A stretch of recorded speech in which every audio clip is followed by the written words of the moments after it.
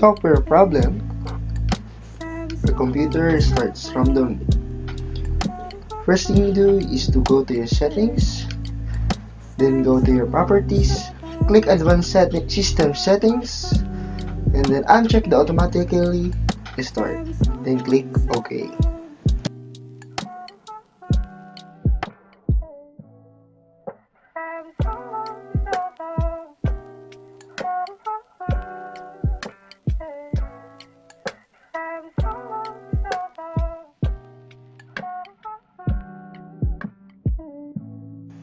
The computer won't start.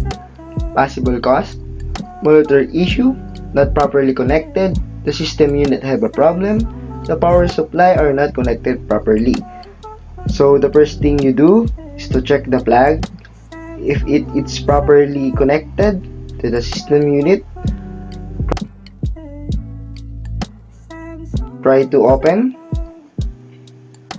If it's open, your system unit are all okay.